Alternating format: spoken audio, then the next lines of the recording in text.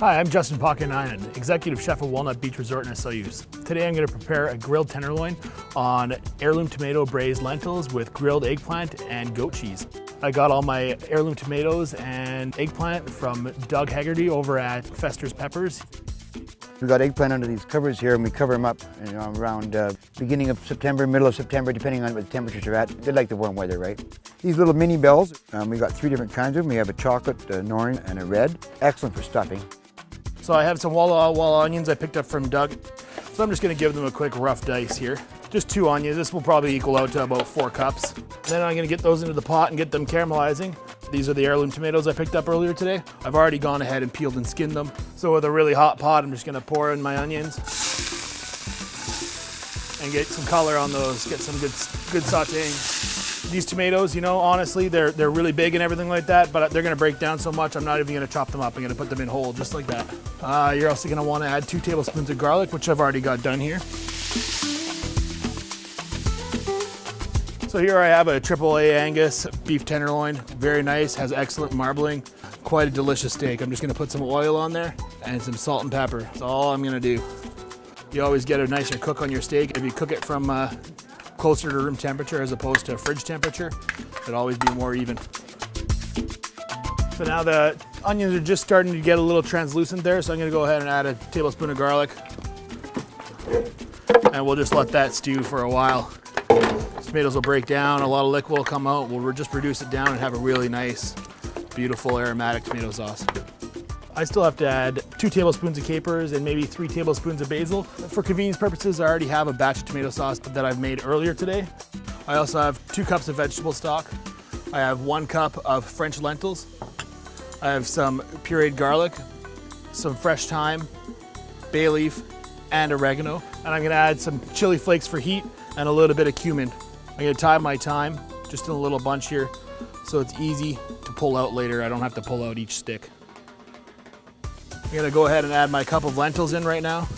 So this is about 800 milliliters of tomato sauce, 2 cups of vegetable stock, but I'm just gonna throw a little bit in here really quick. Try and get some of that really good tomato sauce out of that jar.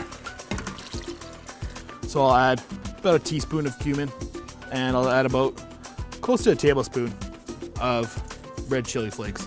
Throw in my thyme and my bay leaf, and I'm gonna throw in the oregano near the end.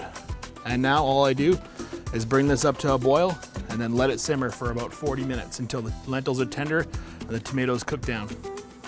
Earlier I seasoned this with salt and pepper and just a little bit of olive oil, and I'm gonna cook it to a medium rare. It's gonna go great with the earthiness of the lentils that we're making right now. This is just coming up to a boil. I'm just gonna give it a quick little stir here, and I'm gonna drop it right down to a simmer. And I think with the tomatoes and everything, these eggplant are gonna pair very well with this dish. A little bit of oil, some salt. It's all these vegetables need that I get from Doug. Just a little salt and pepper and oil, and the flavors speak for themselves all the time. So I'm just gonna flip this steak now, and should have some really nice grill marks. And there we go, look at that. Just beautiful. Okay, and now that the steak is more than halfway cooked, I'm gonna go ahead and put some goat cheese on top of it so it could melt right into it, start getting nice and soft and really creamy. And I'm just gonna go ahead and put the eggplant right on with it right now too. Gonna be a great dish. So this is reducing down quite well. It looks like the lentils are pretty much cooked. I'm just gonna do a quick taste. Oh, they're perfectly cooked. I'm gonna go ahead and just add my oregano here really quick. And I also have about 2 tablespoons of red wine vinegar. This is just gonna finish it off with a nice crisp finish. Add some salt and pepper. And now is the perfect time that it's finished to go ahead and pull out that thyme that we added earlier. Comes all out perfect, you don't have to worry about any stems. Okay, now I'm gonna go ahead and I'm gonna take my nice lentils here. Right in the center of the plate is where I'm gonna put this one. Steak can come in. I'm gonna put it down, it's gonna sink, of course. And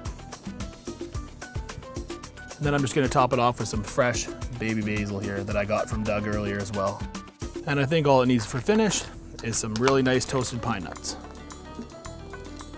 Okay, and here we have it. Grilled beef tenderloin on heirloom tomato stewed lentils, topped with goat cheese, pine nuts, and fresh basil. It's also accompanied by some organic eggplant. I've decided to pair this with a Red Rooster Pinot Noir 2012 and the Dance 2013 from CC Gents Cellars. The rosé will be very nice at cutting through the richness of the goat cheese, and the Pinot Noir here from Red Rooster will stand up to those powerful tomato flavors. This is Justin Pockenian from Walnut Beach Resort here in Osoyoos. Have a great day.